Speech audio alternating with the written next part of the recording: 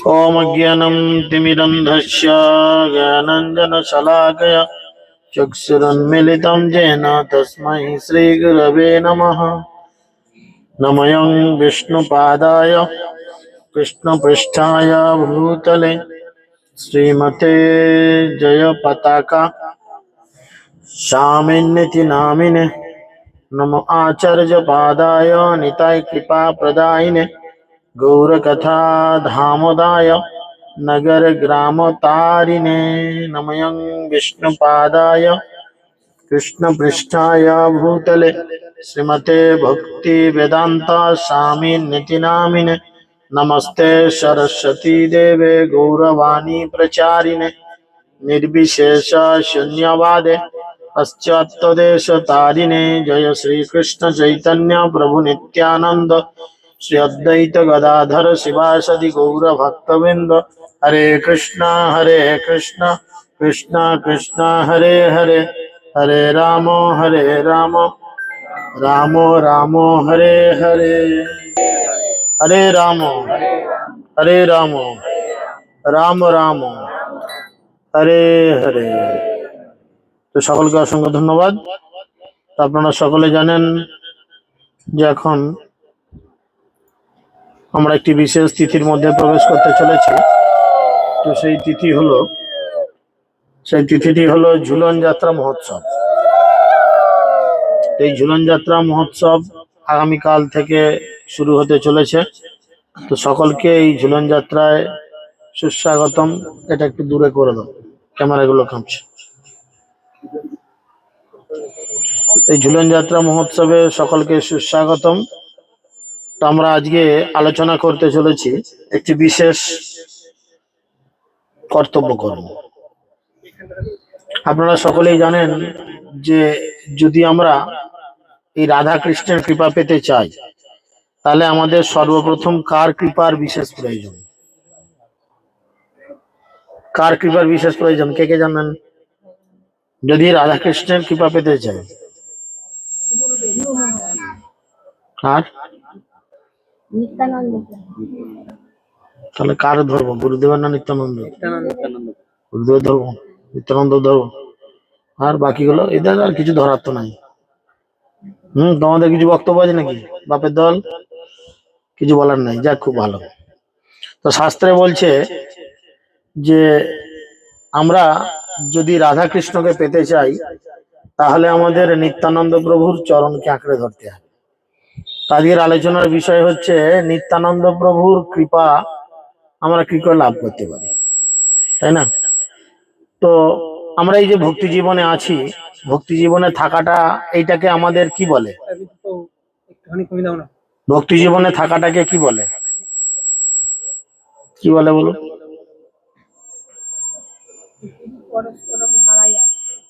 ভক্তি জীবনে থাকাকে কি বলে? আমরা কাউকে যদি ফোন করি জিজ্ঞেস করি তোমার কি কুশল, জিজ্ঞেস কি করি? ভজন সাধন, ভজন কুশল কিনা জিজ্ঞেস করি। তো ভজন মানে কি? ভজন মানে হচ্ছে দালালের গীত বা দালালের কাজ। দালাল কি করে? দালাল কি করে? দালাল দালালি করে, তাই তো। গোদা বাংলায় হচ্ছে দালাল দালালি করে। ইংরেজিতে যাকে বলে ব্রোকার। ব্রোকারের একটা কমিশন থাকে। তাহলে আমরা দালালি করতে এসেছি, নিত্যানন্দ প্রভু হয়ে আমরা দালালি করতে এসেছি। তো সেই দালালির আমরা ব্রোকারি পাবো, ব্রোকারি করছি, ব্রোকারি পাবো।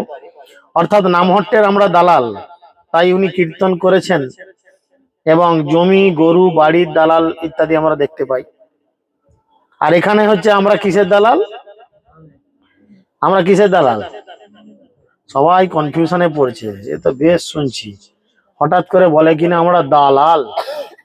মিঠুন চক্রবর্তী সিনেমা বোঝে না দালাল? এখানে দালাল মানে কি? আমরা হচ্ছি নামের দালাল, অর্থাৎ নামহট্টের দালাল। নামহট্টের এই দালাল যে রয়েছে সবার একজন মহাজন থাকে। তাহলে আমাদের এই নামের মহাজনকে নিত্যানন্দ মহাজন। কীর্তনে বলছে নদিয়া গদরুমে নিত্যানন্দ মহাজন। তিনি কি করেছেন?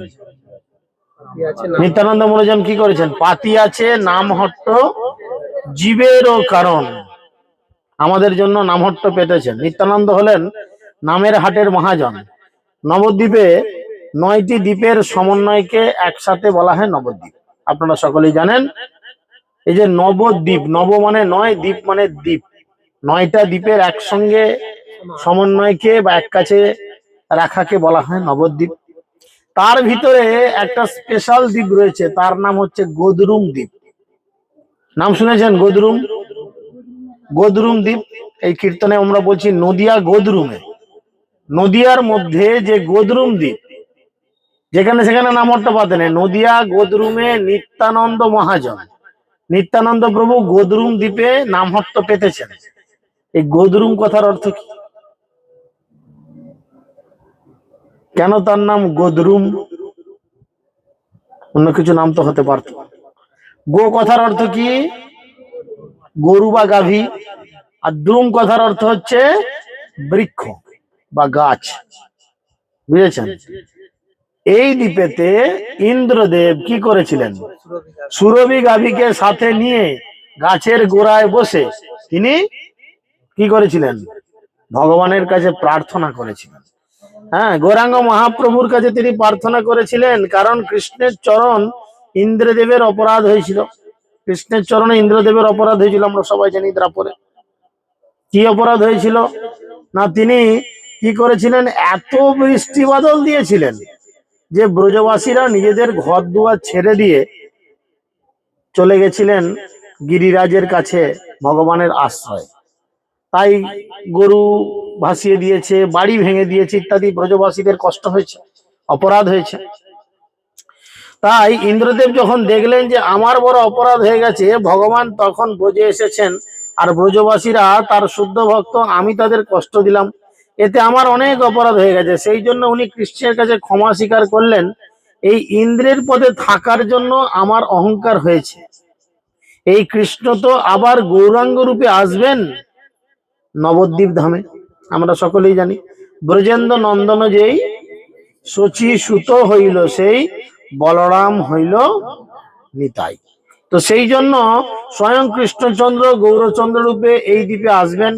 ইন্দ্রদেব জানতে পেরে তাই আগে ভাগে তিনি নবদ্বীপের গোদরুম দ্বীপে আসলেন, এবং এসে তিনি কি করলেন? তিনি তপস্যা করতে আরম্ভ করলেন। কোন দ্বীপে জানেন? অন্তর্দ্বীপে, যেখানে মায়াপুরের জন্মস্থান। ওটা হচ্ছে মাঝের দ্বীপ বা মানের দ্বীপ বা মাঝখানের দ্বীপ। চারিদিকে আরো 8টি দ্বীপ রয়েছে। ব্রহ্মা তপস্যা করেছিলেন এই অন্তর্দ্বীপে। ইন্দ্র এসেছিল, তপস্যা করেছিল। যখন সন্তুষ্ট হয়ে ভগবান আসেন, তখন ইন্দ্রদেবের কাছে বলেন যে আমি তোমার তপস্যায় সন্তুষ্ট হয়েছি, তোমার কি বর চাই তুমি বলো। তখন ইন্দ্রদেব কিন্তু গাড়ি বাড়ি ঘোড়া বা নিজের সিংহাসন ইত্যাদি প্রার্থনা করেননি।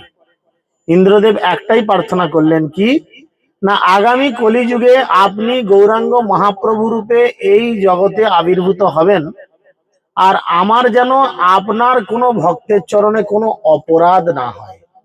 তিনি আগে থেকে চেয়ে নিলেন। কেন না, তিনি জানতেন বৈষ্ণব অপরাধ কত ভয়ঙ্কর, কত ভীষণ মারাত্মক রূপ ধারণ করতে পারে।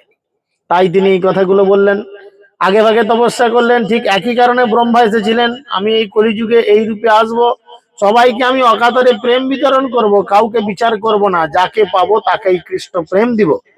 এরকম মহাপ্রভুর অন্তরের কথা বলেছিলেন বলে এই দ্বীপের নাম হয়েছে অন্তর্দ্বীপ। ব্রহ্মা তপস্যা করেছেন, তপস্যা করে গৌরাঙ্গ মহাপ্রভুর আবির্ভূত হওয়ার পর গৌরাঙ্গ মহাপ্রভু তার মনের কথা, অন্তরের কথা ব্রহ্মাকে বললেন, শোনো শোনো ব্রহ্মা, আমি আগামী কলিযুগে এই জগতে আবির্ভূত হব, আর আবির্ভূত হয়ে আমি কোনো জাতপাত বিচার করব না, যাকে পাবো তাকেই আমি এই প্রেম বিতরণ করব। যেহেতু মহাপ্রভু তার মনের কথা, অন্তরের কথা ব্রহ্মার কাছে বলেছেন, তাই ওই দ্বীপের নাম হয়েছিল অন্তর্দ্বীপ। বুঝেছেন? তো যাই হোক, সুরভি কুঞ্জের কথা আমরা অনেক জায়গায় জেনেছি। এই গোদরুম দ্বীপে তিনি ভজন করতে করতে ভাবছেন, আমি কখন মহাপ্রভুর দর্শন পাবো। এই যে আমাদের আচার্যদের মধ্যে 7 নাম্বার আচার্য, কি নাম? 7 নাম্বার আচার্যর কি নাম? সুশান্ত 7 নম্বর আচার্য বলো। 7 নম্বর আচার্যের নাম কে বলবে? ভক্তিবিনোদ ঠাকুর আমার বাবার বন্ধু বা তোমার বাবার বন্ধু তো নয়। এইভাবে বললে শোনা যায় কি? হাত জোর করে বলতে হয় সচ্চিদানন্দ ভক্তিবিনোদ ঠাকুর। ভক্তিবিনোদ ঠাকুর আমার চাখার পার্টনার তো নয়, নাম ধরে বলে ভক্তিবিনোদ ঠাকুর। এগুলো সভ্যতা শিখতে হবে আমাদের, তাই না? এই ভক্তিবিনোদ ঠাকুর কি করেছিলেন না, তিনি এই গোদরুম দ্বীপে একটি কুঞ্জ বানিয়েছিলেন। সেই কুঞ্জর নাম হচ্ছে সুরভি কুঞ্জ, বুঝেছেন? সেই সুরভি কুঞ্জে তিনি বসে বসে ভজন করতেন। আর তিনি মহাপ্রভুর কখন দর্শন পাবেন এই কথা চিন্তা করে তিনি খুব সুন্দর সুন্দর কীর্তন করতেন। তিনি বলতেন, আহা মোর যুগল কিশোর, কবে দয়া করি শ্রীগোদরুম বনে দেখা দেবে মনোচর। কৃষ্ণ কি চুরি করে? ননি মাখন করে, আর কিছু করে না। কত চুরির লিস্ট দেওয়া হলো। তিনি সব থেকে বড় আমাদের মোহন চুরি করে নেয়, তাই না? তাই এখানে তিনি বলছেন যে আহামর গৌর কিশোর, কবে দয়া করি গোদরুম শ্রীগোদরুম বনে দেখা দেবে মনোচর। আনন্দ সুখদা কুঞ্জের ভিতরে গদাধর বামে করি, চাঁচর চিকন নটন সুবেশ ধরি। কবে আমি তোমাকে এই রূপে দেখবো? কি রূপে? না, তুমি তোমার বাম দিকে কাকে নিয়ে আছো? গদাধর পণ্ডিতকে নিয়ে আছো। এই যুগে শ্রীমতী রাধারানী কোথায় পাবো আমরা? এই যুগে রাধারানী তো আসবে না। এই যুগে এটা তো রাধারানীর সিনেমা নয়, এই যুগে অন্য কারুর সিনেমা। বাংলা সিনেমা চালিয়ে যদি হিন্দি খুঁজি পাবো কি? এখানে মহাপ্রভুর কার্যকারিতা রয়েছে। তাই আমি কবে গদাধর বামে করি, চাঁচর চিকন নটর শিবে। চাঁচর চিকন মানে খুব সুন্দর কোঁচকানো চুল পিঠ পর্যন্ত তোমার বিস্তৃত রয়েছে। সুন্দর করে সুন্দর বেশ ধারণ করে তুমি আমার সামনে এসে দাঁড়াবে। দেখিতে দেখিতে শ্রী রাধা মাধব রূপেতে করিবে আলা, সখীগণ সঙ্গে করিবে নটন, গলাতে মোহন মালা। এই রূপ দেখতে দেখতে আমার চোখের সামনে কবে সে শ্রী রাধা মাধবের রূপ ভেসে উঠবে, আর সেই রূপ দেখতে দেখতে আমি বড় আনন্দ পাবো। আর দেখবো চতুর্দিকে সখীগণ নৃত্য করছে, আর সবার গলায় রয়েছে সুন্দর মোহনমালা। আসলে ভক্তিবিনোদ ঠাকুর তার ভাব লিখেছেন, কবে আমি গোদরুম দ্বীপে গৌর গদাধরকে দর্শন করব, আর গৌর গদাধর দর্শন দেবেন, আবার রাধা মাধব রূপ ধারণ করবেন। যেই গৌর গদাধর সেই রাধা মাধব। গৌরাঙ্গ হচ্ছেন ভগবান শ্রীকৃষ্ণ, আর গদাধর হচ্ছেন শ্রীমতী রাধারানী। তাই আমার চোখের সামনে গৌর গদাধর রূপ আসবে, আবার একটু পরে কি হবে, তারা রাধা কৃষ্ণের রূপ ধারণ করবে। গৌর গদাধর এবং রাধা মাধব এই দুজনের সেবা হচ্ছে অভিন্ন। এই কলিযুগে গৌর গদাধর আর দাপর যুগে রাধা কৃষ্ণ, এই সম্পর্ক একটা ঘটনা বলি না। একবার জগদানন্দ পণ্ডিত তার প্রেম বিবর্তক গ্রন্থে লিখছেন, কি লিখছেন না, একবারের এক ঘটনা এরকম যে তিনি বলছেন যে একবার দেখা গেল কি মহাপ্রভু গদাধর পণ্ডিতকে নিয়ে অলকানন্দা নদীর পাড়ে গেলেন, আর সেখানে গিয়ে তিনি দেখছেন একটি সুখ পাখি, যাকে টিয়া পাখি বলে, বুঝেছেন, গাছে বসে রয়েছেন। উনি টিয়া পাখিকে হাতে ধরলেন, ধরে বললেন, হে সুখ পাখি, তুমি তো ব্যাসের নন্দন। সুখ পাখি মানে ব্যাসের নন্দন। ব্যাস কি? ব্যাসদেব। ব্যাসদেবের ছেলের নাম কি? সুখদেব গোস্বামী।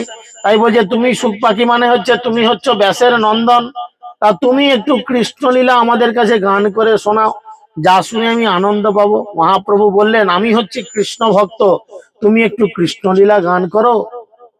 সুখ পাখি তখন কি করলেন, দুটো ডানা ঝাপটে দিয়ে গান করলেন। কি গান করলেন? কি গান বললেন? রাধা কৃষ্ণ বললেন না, তিনি ডানা ঝাপটালেন, আর ঝাপটাতে ঝাপটাতে বললেন, গৌর গদাধর গৌর গদাধর গৌর গদাধর। তিনি এই গান করতে লাগলেন। দাপর যুগে যে রাধা কৃষ্ণ সেই গান করতে বলছেন মহাপ্রভু, আর ওই গান শুনে আমি খুব আনন্দ পাই। তুমি রাধা কৃষ্ণ গান করো, কিন্তু সুখ পাখি মহাপ্রভুর কথা না শুনে বলে চললেন কি না কেবল মাত্র গৌর গদাধর গৌর গদাধর। মহাপ্রভু বলছেন আরে সুখ এ তো বৃন্দাবন, তুমি দয়া করে রাধা কৃষ্ণ নাম বলো, আমি আমি আনন্দ পাই। কিন্তু সুখ পাখি তা বলছে না, বরং আবার বলছেন গৌর গদাধর গৌর গদাধর। যতবার মহাপ্রভু তাকে বলছেন যে তুমি কৃষ্ণ নাম করো, তখন সে বারবার বলতে বলতে বলতে লাগছেন যে এখানের ভজন আলাদা, আর বৃন্দাবনের ভজন আলাদা, আবার আমার ভজনও আলাদা। সেই কৃষ্ণ এই কলিযুগে গৌরাঙ্গ রূপে এসেছেন, আর রাধারানী এই কলিযুগে গদাধর রূপে আবির্ভূত হয়েছেন। তাই আমি এই বৃন্দাবনে থাকি, আমি সব সময় গৌর গদাধর বলি। তাই মহাপ্রভু মনে করলেন সুখ পাখিটাকে ছেড়ে দিয়ে গদাধরের হাত ধরে তিনি চলে গেলেন। সুখ পাখি বুঝিয়ে দিলেন যে বৃন্দাবনে রাধা কৃষ্ণ হচ্ছেন এই কলিযুগে গৌর আর গদাধর। আর সেই বৃন্দাবনে, এই নবদ্বীপ বৃন্দাবনে রাসলীলা হয়, শাস্ত্রে বর্ণনা রয়েছে, শাস্ত্রে বর্ণনা রয়েছে। আবার নবদ্বীপে কি হয় না শিবাসঙ্গনে নাম সংকীর্তন হয়েছে। তাই বলা হচ্ছে কি বৃন্দাবনের রাসলীলা নবদ্বীপে সংকীর্তন, এই রূপে কৃষ্ণলীলা বিচিত্র গণন। চৈতন্য চরিতামৃতে বলা হচ্ছে বৃন্দাবনে যা রাসলীলা তা নবদ্বীপে সংকীর্তন, বৃন্দাবনে যা রাসস্থলী সেটাই নবদ্বীপে শিবাসঙ্গন। বৃন্দাবনে গোপীদের নিয়ে শ্রীকৃষ্ণ রাসলীলা করেছেন, আবার নবদ্বীপে মহাপ্রভু সেই গোপীরা তার অন্তরঙ্গ পারিষদ রূপে নবদ্বীপের মধ্যে অন্যতম দ্বীপ, তার মধ্যে তারা লীলাবিলাস করেছেন। তাই আমাদের নবদ্বীপ সম্পর্কে জানতে হবে, পড়তে হবে। নবদ্বীপ সম্পর্কে মানুষ কিছুই জানে না, তারা ভাবে ভক্তরা দৌড়াদৌড়ি করে মায়াপুরে যায়, হ্যাঁ এই ঘর ওই ঘর বেড়াতে থাকে, ঘুরতে থাকে, দেখতে থাকে। কথায় বলে কি না ভারতে এসে মোগলরা যা ক্ষতি না করেছে, সব থেকে বেশি ভারতে এসে ক্ষতি করেছে মোবাইল, তাই নয়? মোগলরা এসে আমাদের ভারতে জানা ক্ষতি করেছে, এই মোবাইল তার থেকে বেশি ক্ষতি করেছে। ছেলে পুলেদের দেখুন, বাচ্চা বাচ্চা তো কান্নাকাটি করবে, হাতে মোবাইল দিয়ে দেন, আর কাউকে লাগাবে, দেখুন লক্ষ্য করে শুধু। সেই জন্য তিনি বলছেন যে তাই এসব ভাগবত তত্ত্ব একে জানতে গেলে শুনতে গেলে কি করতে হবে, শুনতে হবে, কিছু পড়তে হবে। না পড়লে কি হবে? হ্যাঁ, আমরা কতটুকু শিক্ষা পাচ্ছি যতক্ষণ না এই নবদ্বীপ সম্পর্কে আমরা আলোচনা করছি ততক্ষণ জানবো না। আমরা যতক্ষণ চোখ দিয়ে না দিয়ে, চোখ দিয়ে আমরা কি করি, চোখ দিয়ে আমরা দেখি, কিন্তু নবদ্বীপকে চোখ দিয়ে দেখা চলবে না, নবদ্বীপকে হৃদয় দিয়ে বা মন দিয়ে দেখতে হবে, তবে নবদ্বীপকে বোঝা যাবে। তা নাহলে গিয়ে কি দেখবো আমরা? গাছপালা, আরে আমাদের এখানেও তো এরকম গাছ আছে, আমাদের এখানেও তো এরকম বাড়ি আছে, তাই না? সেই জন্য এই জায়গার আমরা এরকম পরিস্থিতি লক্ষ্য করতে পারবো। তো সেই জন্য এখানে তিনি বলছেন যে যার যেমন ভাব তার তেমন লাভ। তাই দেখাটা চোখ দিয়ে না দিয়ে হৃদয় দিয়ে দেখতে হয়। যার হৃদয় যেমন ভাবে ভাবিত, কারোর হৃদয় যদি কামে পূর্ণ হয়, সে সবকিছু দেখবে ভোগ, সবকিছু দেখবে ভোগময়। যার হৃদয় কাম, কাম দিয়ে কাম গলে গিয়ে প্রেমের উদয় হয়েছে, সে সবাইকে ভালোবাসার দৃষ্টিতে দেখবে, সবাইকে ভালো করার চিন্তা ভাবনা করবে, অথবা সবার উপকার করার চিন্তা ভাবনা করবে। একে বলে প্রেম। জাগতিক জগতে যেটা প্রেম, আর এই জগতে সেটা কাম। স্থাবর জঙ্গম না দেখে, না দেখে তার মূর্তি, সর্বত্র হয় তার ইষ্ট দেব স্ফূর্তি, তাই না? সে গাছ কি করেন, চতুর্দিকে ছাওয়া দেয়। গাছ কি কোনো জায়গা দেখে ছাওয়া কম বেশি দেয়? দেয় না। আকাশের বৃষ্টি কোনো জায়গা কম বেশি দেখে বৃষ্টি দেয়? দেয় না। যেখানে মেঘ ধরে সেখানেই সে বৃষ্টি দেয়। এটা ভক্তের মাঠ কি এটা অভক্তের মাঠ, এটা হিন্দুর মাঠ কি এটা মুসলমানের মাঠ, এই বিচার করে না। তাই ভগবান কি করেন, এই জগতে সবাইকে সুন্দর করে কৃপা বর্ষণ করেন, কিন্তু আমাদের সেই কৃপাকে গ্রহণ করার জন্য প্রয়োজন পড়ে। তাই জন্য কি করতে, উপরটা দেখতে সুন্দর হতে পারে, কিন্তু ভেতরটা আমাদের কত সুন্দর হতে হয়েছে সেটা হচ্ছে আসল ব্যাপার। নরানাং আবরণাং রূপং নরস্য আভরণাম রূপম। খুব ভালো একটি কথা। নরের আবরণ হচ্ছে রূপ। ছিল প্রভুপাদ এই জন্য এক শিষ্য আমেরিকায় বাড়ি, তার নাম রুক্মিণী দেবী দাসী। কিছুদিন আগে ওনার স্বামীকে নিয়ে বোম্বে জুহু মন্দিরে তিনি গেছিলেন। স্বামী কথা বলছিলেন আর স্ত্রী পাশে বসেছিলেন। ওনারা প্রভুপাদের প্রথম দিকে শিষ্যা, বয়স খুব কম, দেখতে এত সুন্দর যে প্রভু লেকচার দিচ্ছে, মাতাজি পাশে বসে আছেন এবং সুন্দরভাবে উনি নিজেকে সংযত করে রেখেছেন। প্রভুর লেকচারের পর মাতাজি বলতে শুরু করলেন, কারণ ওনাদের বলা ছিল আপনাদের সাথে প্রভুপাদের যে সাক্ষাৎ হয়েছিল সেটা আমরা লোকজনের কাছে শেয়ার করুন। মাতাজি তখন বলতে লাগলেন যে আমি দীক্ষা নিই যখন আমার বয়স মাত্র 20 থেকে 22 বছর। আমি খুব সুন্দরী দেখতে ছিলাম, আর আমি যখন প্রভুপাদের কাছে দীক্ষা নিয়েছিলাম তখন প্রভুপাদ আমাকে মালা দেবার সময় আমার দিকে তাকালেন আর বললেন, বাহ কত সুন্দরী তো তুমি। তখন গোপীনাথ প্রভু ভাবলেন তুমি যে শুধু গোপীনাথ প্রভু ভাবলেন যে তুমি যে ভাবছি এটা নয়, পরম্পরা ধারায় ঠিক আছে কিনা সেটা আগে জানো। তারপরে মাতাজি এক অদ্ভুত কথা বললেন যে প্রভুপাদ আমাকে প্রথমে বললেন কত সুন্দরী তুমি, তারপরে তিনি বললেন সেটা আমি সারা জীবন পালন করে আসছি। প্রথমে বললেন কত সুন্দরী তুমি, তোমাকে কি সুন্দর দেখতে, কিন্তু তারপরে প্রভুপাদ একটা কথা বলেছিলেন, বললেন সেই ভাষাটা আমি সারা জীবন পালন করে চলছি। কিরাম কি কথা? প্রভুপাদ বললেন যে তুমি বাইরে যতটা বেশি সুন্দর, ভেতরটা ঠিক ততটা বেশি সুন্দর হওয়ার চেষ্টা করো। মাতাজি বললেন আমার সারা জীবনের টার্গেট হলো প্রভুপাদের এই আদেশকে পালন করা। আমাদেরও সেই রূপ আচরণ করার চেষ্টা করতে হবে। বাইরেটা যেমন, ভেতরটাও আমাদের তেমন হতে হবে, তাই না? তো সেই জন্য এখানে তিনি এই কথা বলছেন যে আমাদের প্রকৃত আভরণ হচ্ছে এইটাই। নামহট্টের গুণগান করতে গিয়ে এই নবদ্বীপ ভক্তি বিনোদ ঠাকুর নামহট্টের গুণগান করেছেন, তার ভাবতরঙ্গ নবদ্বীপ ভাবতরঙ্গে লিখছেন। নবদ্বীপকে তিনি দেখছেন, আর নামহট্টের গুণগান করতে গিয়ে দালালের গীত করতে গিয়ে তিনি একটা দালালের গীত গেয়েছেন। ভক্তি বিনোদ ঠাকুর নবদ্বীপের গুণগান করতে গিয়ে দালালদের গীত গেয়েছেন, একটাই আছে, কি গান? বড় সুখের খবর গাই, বড় মজার কথা ভাই। কি মজার কথা?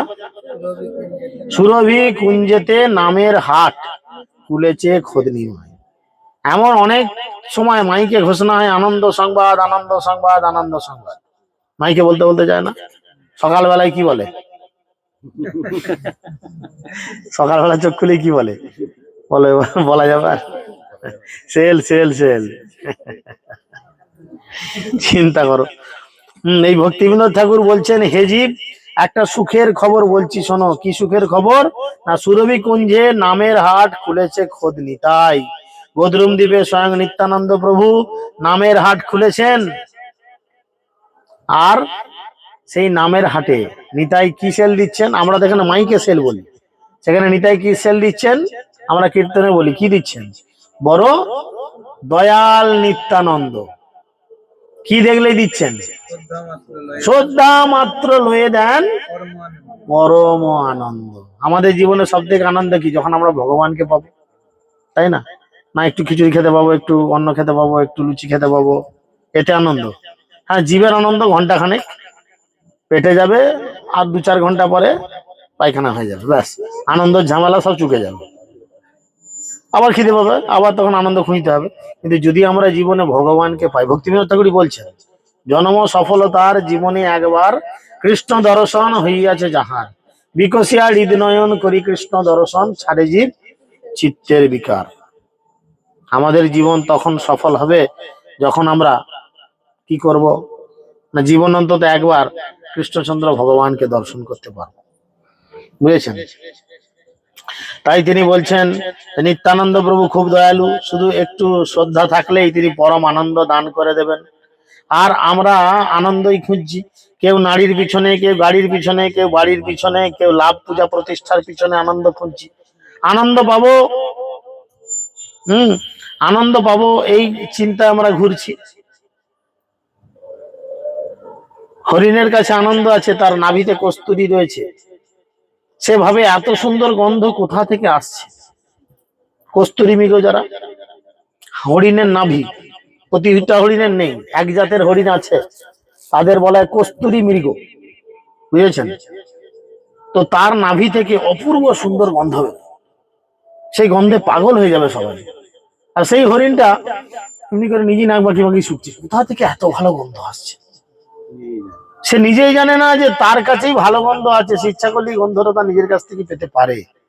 ঠিক সেরকম এখানে বলছেন, এখানে তিনি বলছেন এদিক ওদিক সে ছুটতে থাকছে, কিন্তু তার যদি জানা থাকতো গন্ধটা বাইরে নয়, গন্ধটা তার ভিতর থেকেই আসছে, তাহলে কি এত ছোটাছুটি সে করতে পারতো? ঠিক আমরাও চাই আনন্দ, সুখ, শান্তি, আর এইসবের জন্য কখনো টাকার পেছনে, কখনো ধন দৌলতের পিছনে, নারী, গাড়ি, বাড়ি ইত্যাদির পিছনে দৌড়ে দৌড়ে বেড়াই। আগুনে ঘি দিয়ে কি ঘিকে নেভানো, আগুনকে নেভানো যায়? ঠিক তেমনি কামনা বাসনায় যদি কেউ ইন্ধন দেবে, তাহলে তা দ্বিগুণ বেড়ে যাবে। আমাদের দাদু বলছেন, প্রভুপাদ বলছেন বৃন্দাবন ভজনে, আশাপাস আশাপাস শত শত ক্লেশ দেয় অবিরত, আশার শেষ নাই রে, হরি বলে দাও ভাই আশার মুখে ছাই রে। বুঝতে পেরেছেন? তো সেই জন্য বলছেন নিরাশাত শুক্রে ভোগ মোক্ষ বাঞ্ছা ছাড়ি, কি করতে বলছেন? এখানে বলছেন নিরাশাত শুক্রে ভোগ মোক্ষ বাঞ্ছা ছাড়ি, হরিনাম গাও রে। ভোগ মানে ভোগ করার, বাঞ্ছা মানে আশা, সব ছেড়ে দিয়ে জীবনে কেবলমাত্র হরিনামকে গ্রহণ করতে হবে। ভোগ করা বাসনা, মুক্তি লাভের বাসনা ইত্যাদি পরিত্যাগ করতে হবে।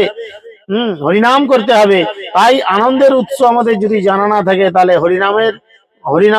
তাহলে হরিণের মতো মৃত্যু ছাড়া আমাদের জীবন আর অন্য কিছু আসতে পারে না। কিন্তু কেউ যদি জানতে পারে আনন্দটা কোথায়, তাহলে তার কষ্ট হবে না। এই জন্য শাস্ত্রে আমাদের বলেছে, কীর্তনে বলছে ভক্তিবিনোদ ঠাকুর, বড় সুখের খবর ভাই, কেউ যদি সুখ চাও, দিব্য আনন্দ চাও, তাহলে তার খবর আমি বলতে পারি। বুঝা গেল? কেউ যদি দিব্য আনন্দ চায়, সুখ চায়, শান্তি চায়, তাহলে আমি কিন্তু তার খবর বলতে পারি কোথায় এগুলি পাওয়া যায়। একটা হাট আছে, ধুলেপুরের হাটে নয় কিন্তু, ধুলেপুরের হাটে হয়তো আদা, পেঁয়াজ, রসুন, পটল, মূলো, বেগুন ইত্যাদি পাওয়া যায়, কিন্তু জানি না ধুলেপুরের হাটে আনন্দ পাওয়া যায় কিনা। কিন্তু ধুলেপুরে আজকে, এটা কি পাড়া, মল্লিক পাড়া, যাই হোক, যে পাড়া ভাববে ভেবেলাও, সুশান্তর ঘরে আজকে হাট বসেছে, তাই না? তো এই পাড়ায়, এই বাড়িতে আজকে হাট বসেছে, আর এই হাটেতে কি বিক্রি হচ্ছে? শুদ্ধ নাম বিক্রি হচ্ছে। শ্রদ্ধা দরকার, সামান্য একটু শ্রদ্ধা। আর শ্রদ্ধা কিভাবে হবে? শ্রদ্ধা কিভাবে হবে বলো? এ মা, শ্রদ্ধা কেউ জানে না, সর্বনাশ। হ্যাঁ, বিশ্বাস থাকতে হবে। কিরকম বিশ্বাস? না, সুদৃঢ় বিশ্বাস, কৃষ্ণ রক্ষা করবেন, সুদৃঢ় বিশ্বাস একদম। বুঝতে পেরেছেন? তার থেকে সস্তা হবে, তাই না? তাই ভক্তিবিনোদ ঠাকুর বলছেন, আমি এই জগতে পড়েছিলাম, তোমার নিজজন এসে আমায় খবর দিল, এসে বললো চলো চলো চলো, গৌরাঙ্গ মহাপ্রভু আবির্ভূত হয়েছেন, তিনি সবাইকে প্রেম দিচ্ছেন, আর তুমি এখনো পড়ে আছো।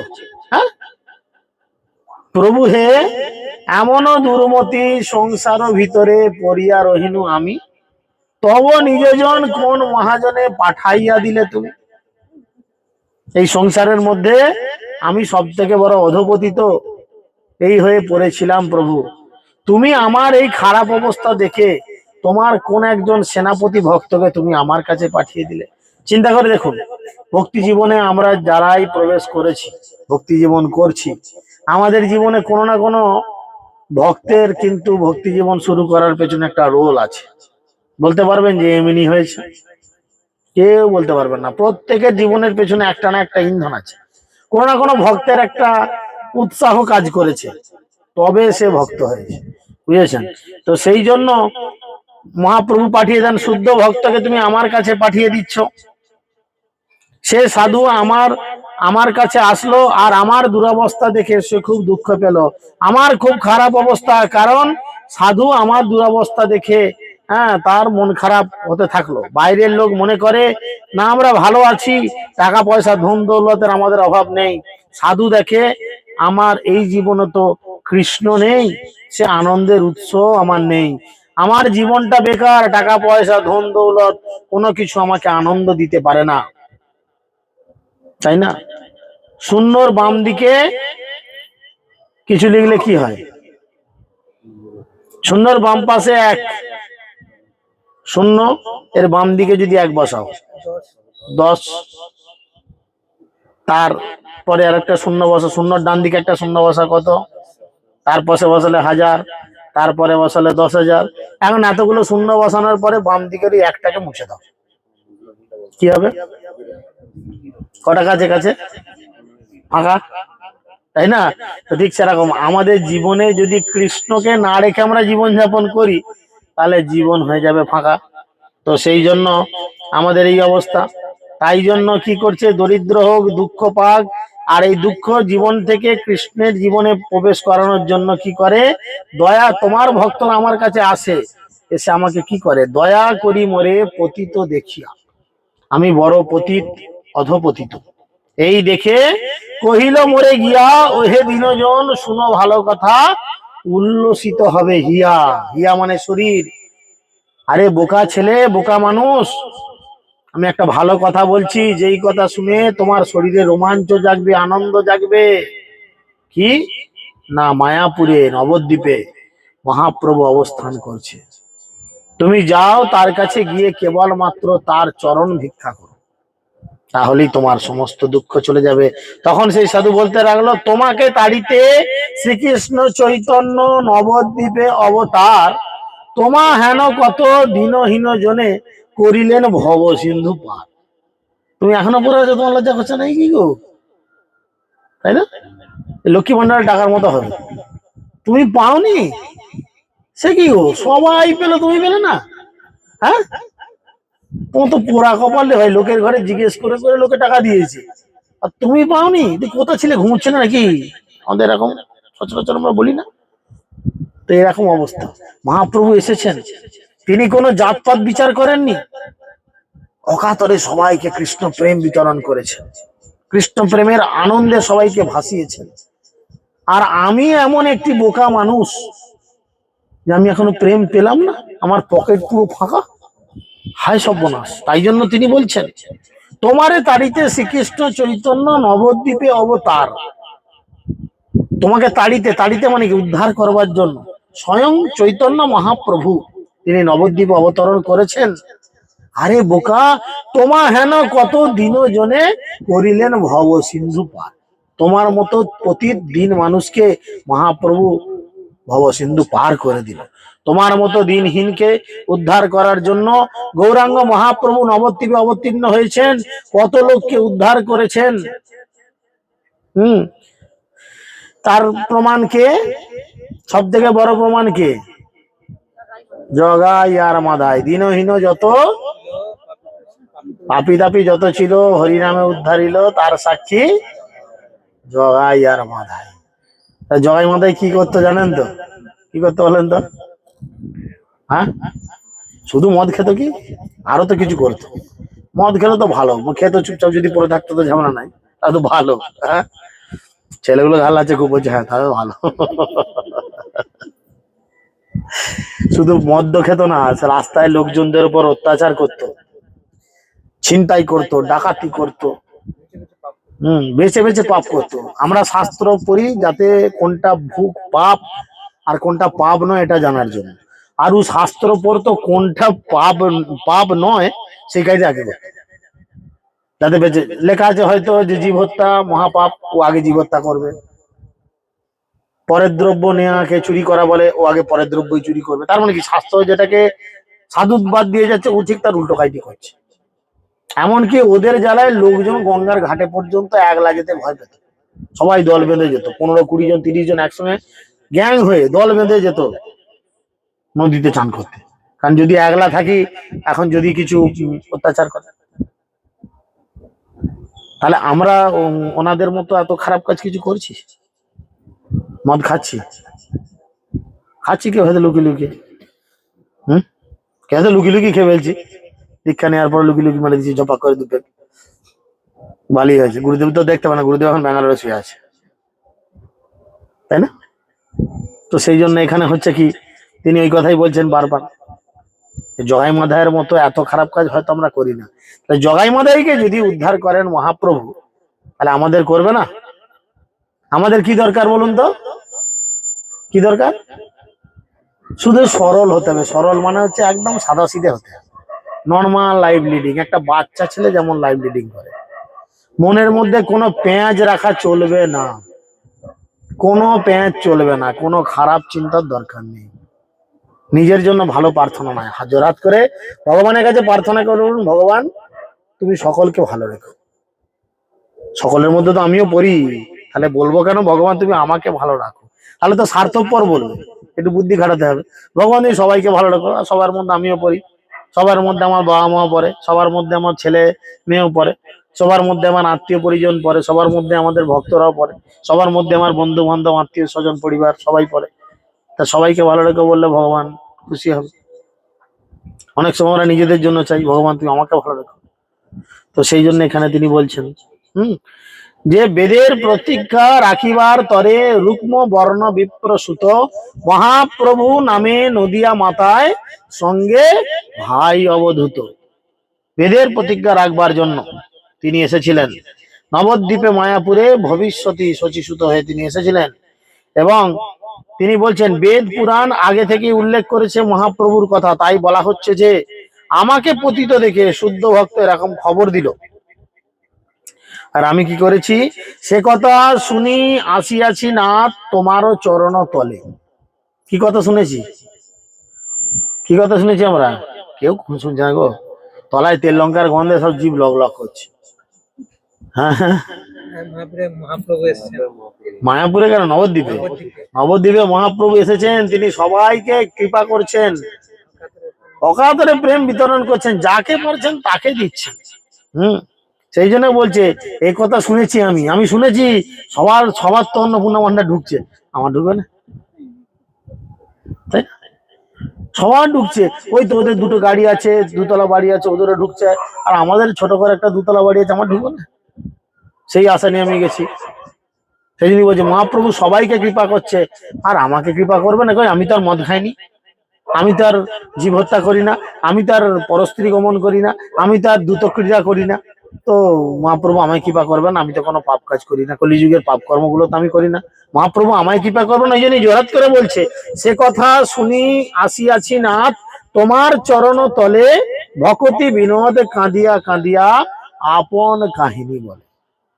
দেখুন সচ্চিদানন্দ ভক্তিবিনোদ ঠাকুর যিনি সপ্তম আচার্য, উনি কোনোদিনই কিন্তু করাপ্টেড ছিলেন না, অধপতিত ছিলেন না। তিনি শুধু আমাদের মতো অধপতিত জীবেদের উদ্ধার করার জন্য জোরহাত করে ভগবানের কাছে প্রার্থনা করছেন। উনি তো ছিলেন নিত্য পার্ষদ, তাই কি করে আমি গৌরাঙ্গের চরণের তলে আসতে পারি? তোমার নিজের জন মহাজন যখন আমাকে কথা এসে খবর দিল, তখন আপনার চরণে আমার আসার সুযোগ পেলাম। একবার দেখলে চোখে জল, গৌর বলে নিতাই দেয় সকলই সম্বল। আমি শুনেছি তোমার নিজজন এইভাবে দেয়, যদি কৃষ্ণ নাম দেখে কেউ একটু চোখে জল আসছে, তো মহাপ্রভুকে দিয়ে দেবেন নিত্যানন্দ প্রভু।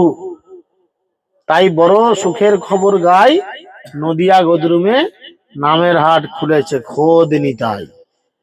হ্যাঁ, তো সেই জন্যই আমরা তারপরের গানে বলি, ওরে কে যাবি ভাই আয় ছুটে নিতাই নামাটে। নিতাই নামাটে, হ্যাঁ কিসের নামাটে বলো? শুধু তো টেনশনে আছে ভক্তদের, কিসের টেনশন? হাসি খুশি থাকো, ভক্তরা সবসময় থাকবে জলি, ফাটি ফুটিয়ে গেলেও দেখবে জলি, তাই না? ওরে কে যাবি ভাই আই ছুটে নিতাই নাম হাটে, হাতের অংশী মহাজন অদ্বৈত সনাতন ভান্ডারী শ্রী গদাধর পণ্ডিত। ভান্ডারী মানে কি?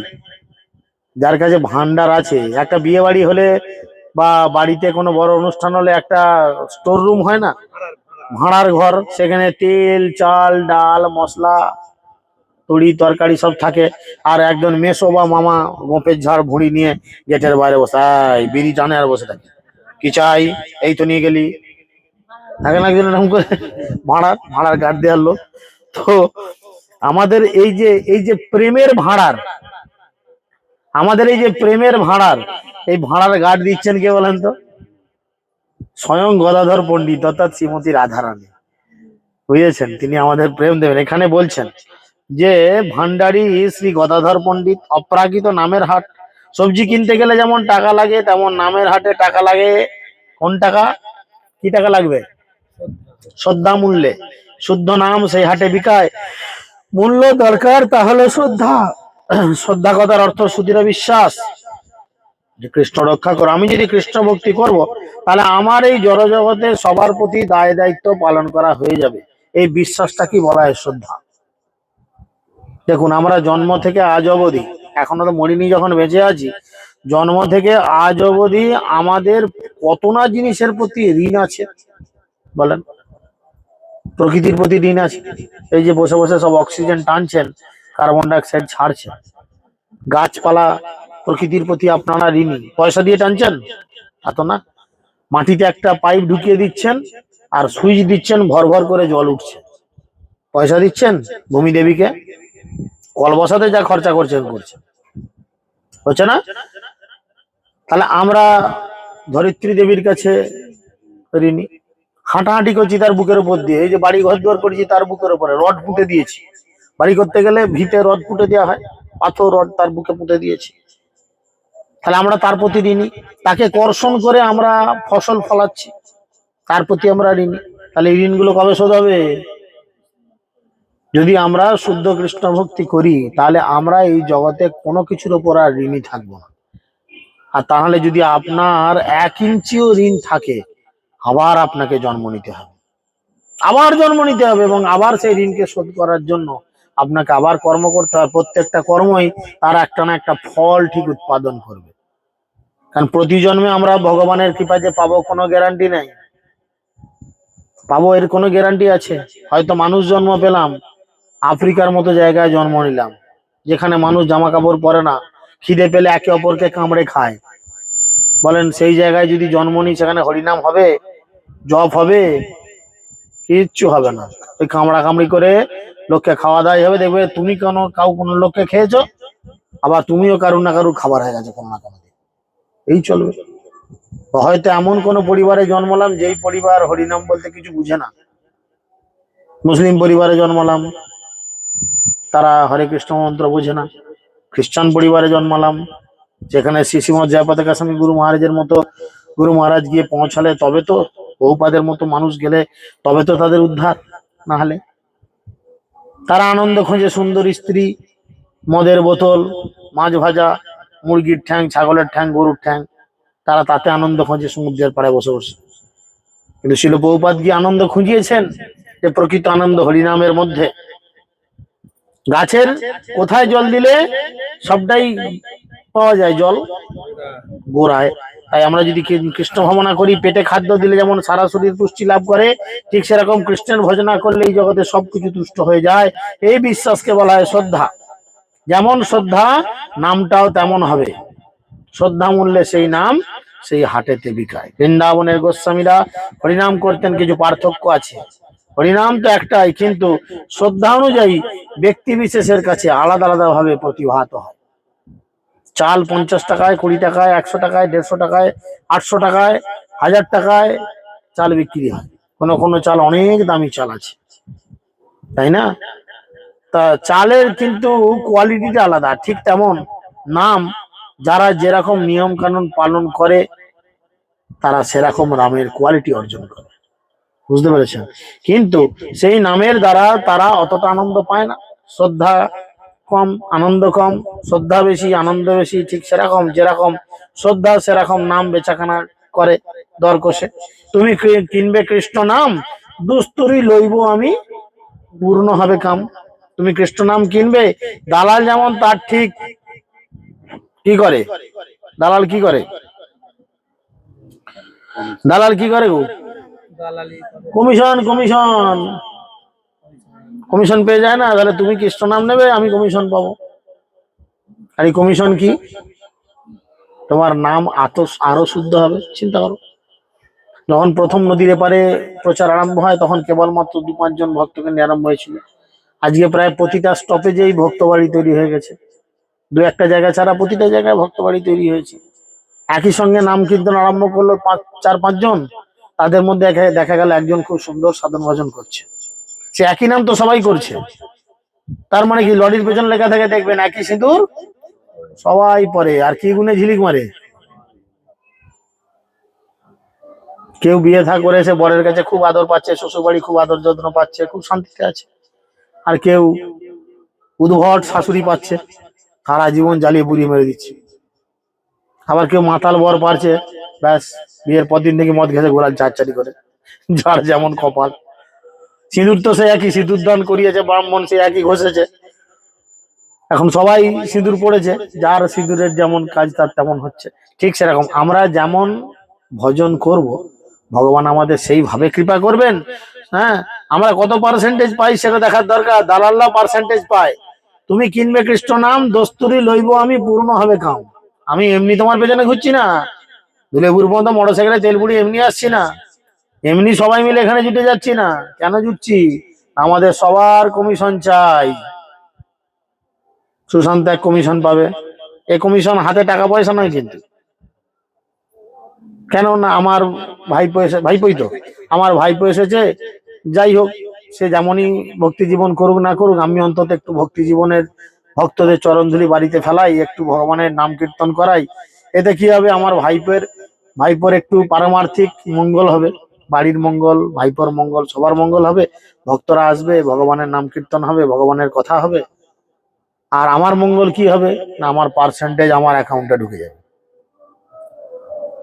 যারা নতুন ভাববেন না যে টাকা ঢুকবে, টাকা পয়সা ঢুকবে না কিছু, এই অন্নপূর্ণা ভান্ডার নয়, এটা শ্রীকৃষ্ণের ভান্ডার। এখানে কমিশন ঢোকে, সেটা হচ্ছে স্বীকৃতি, ভগবানের ব্যাংকের স্বীকৃতি ঢোকে, যেটা চোখে দেখা যায় না, যেটা মৃত্যুর পরে আমরা অনুভব করতে পারি। বুঝতে পেরেছেন? তাহলে যে যত বেশি করে এরকম প্রচার করবেন, কি হবে, তার তত বেশি কমিশন। যে যত বেশি মাল বিক্রি করবেন, তার তত বেশি লাভ। বুঝা গেল? তো সেই জন্য আমাদের সেরাম চিন্তা ভাবনা করতে হবে। তো এখানে তিনি বলছেন, হ্যাঁ, যে নিত্যানন্দ প্রভু দালালি দেবে। দালালি মানে কি? এখানে দালালি মানে কি? নিত্যানন্দ প্রভু এই যে দস্তুরি লইব আমি পূর্ণ হবে, দস্তুরি মানে দালালি। দালালি কে দেবে আমাদের? কৃষ্ণ দেবে? কৃষ্ণ দালালি দিবে না, নিত্যানন্দ প্রভু দালালি দিবে। আমি প্রথমেই বললাম আজকের টপিক হচ্ছে নিতাইয়ের কৃপা বা নামের দালালি। নিতাইয়ের করুণা হবে, ব্রজে রাধা কৃষ্ণ পাবে, ধর নিতাইয়ের চরণ দুইখানি। মনে মনে করবেন, মনে করবেন না যারা মহা চক্রবর্তী, মালা চক্রবর্তী, চক্রবর্তী, উপচক্রবর্তী কে ইস্কন থেকে টাকা দেয়া হচ্ছে, অনেকে ভাবতে পারে। আমাদের সব পাড়ার লোকজন ভাবে অনেক সময় যে এমনি এরা এত ছুটছে, দিন নাই রাত নাই, ধুতি ফুতি পরে, হ্যাঁ, সেজে গুজে এমনি ছুটছে, নিশ্চয়ই ইস্কন থেকে টাকা পয়সা দিচ্ছে। এই যুগে মানুষ এমনি খাটে? মানুষের থাকেই, মাথায় আসে এগুলো। হ্যাঁ, লোকের ঘরে কাজ করতো, এখন ছেড়ে ছুড়ে দিয়ে এই করছে তাই করছে, আর দুদিন ছাড়া টলি করে সল সংসার নিয়ে ঢর ঢর ঢর করে বেরিয়ে পড়ছে।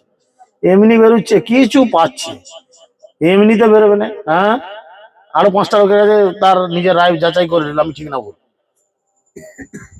ছাগলের দলে সবাই তো ব্যবহার করবে, কে আর হরে কৃষ্ণ বলবে? এ হচ্ছে ব্যাপার। হ্যাঁ, কমিশন অবশ্যই মাস্ট। সে কমিশন ইন্ডিয়ান কারেন্সি নয়, বাংলাদেশি কারেন্সি নয়, আমেরিকান অস্ট্রেলিয়ান কারেন্সি নয়, সেটা হচ্ছে কৃষ্ণের কারেন্সি, সেটা হচ্ছে স্বীকৃতি, তাই দেবেন। হ্যাঁ, তাই তিনি দালালি দিবেন।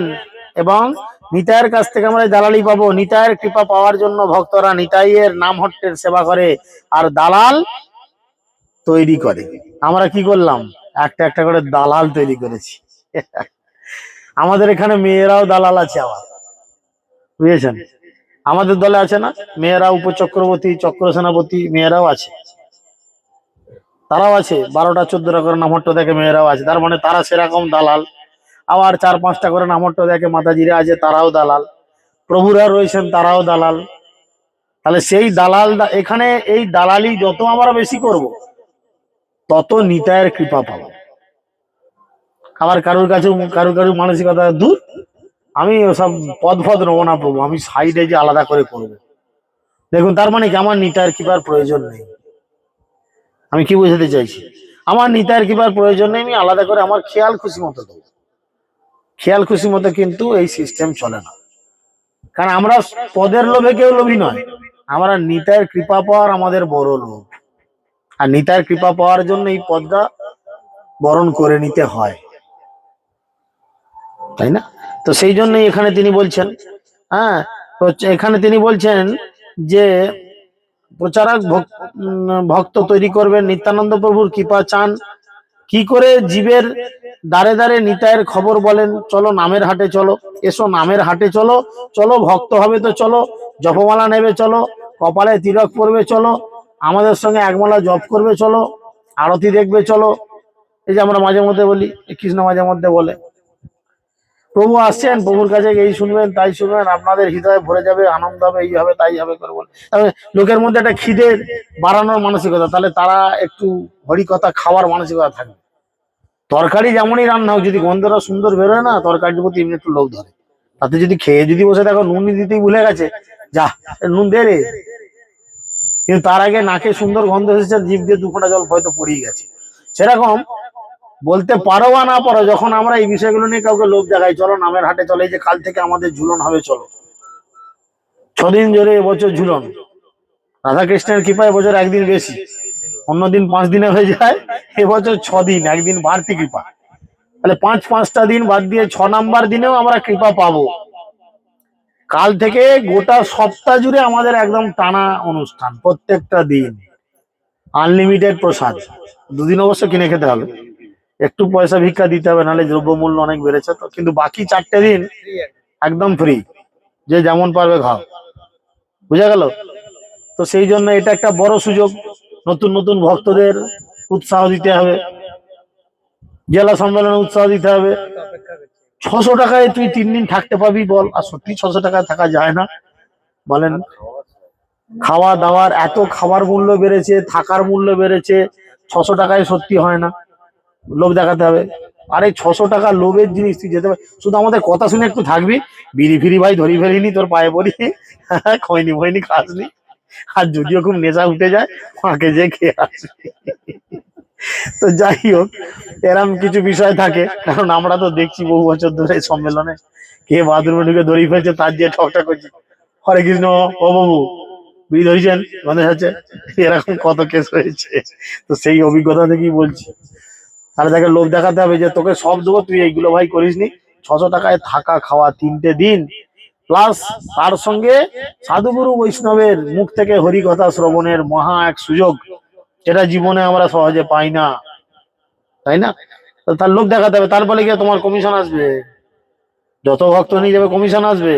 আর তমন্দবাবু হয়তো আনন্দে বলে, বাহ, এটা তো একটা বৈষ্ণবের সন্তুষ্টিকরণ, তাতে একটা কমিশন আপনার আসলোই, কিন্তু নিতাই বড় খুশি হয়। বুঝতে পেরেছেন? তা সেইভাবে আমাদের মানসিক প্রস্তুতি নিতে হবে। তিনি আর বলছেন যে এই নামহট্টের দালালের তিনি গান লিখেছেন ভক্তি, আসলে নিতায়ের কৃপা পেতে গেলে কি করতে হবে? অহংকার থাকলে হবে? অহংকারটি আগে দূরে ফেলতে হবে। অহংকারে মত্ত হইয়া নিতাই পদ অসরিয়া অসত্যরে সত্য করে মানি। যখনই কারুর অহংকার হয়ে যাবে, তখন সত্য জিনিসটাকে মিথ্যা করে সে মানবে, সত্যি জিনিসকে মানতে চাইবে না সহজে। বুঝতে পেরেছেন? যাদের অহংকার থাকে তারা নিতাইয়ের পাদপদ্মকে অবলম্বন করে না, কারণ এই জগতে আসল ধন কি? এই জগতে আসল ধন কি?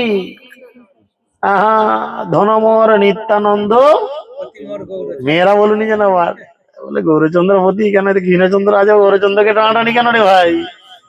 হ্যাঁ, কিন্তু আসল পতি হচ্ছে গৌরচন্দ্র। এগুলো পতি নয়, এগুলো হচ্ছে ক্ষতি, এগুলো ক্ষতি, আর এগুলো হচ্ছে পদিনী নয় পেদিনী। পদ্মনাথ বাবু বলেন, বলছে আমরা পতি নয়, আমরা হচ্ছি মেয়েদের জীবনে ক্ষতি, আর জীবনে ওইগুলো আছে পদিনী নয়, বলেছে পেদিনী, জ্বালিয়ে মারার জন্য।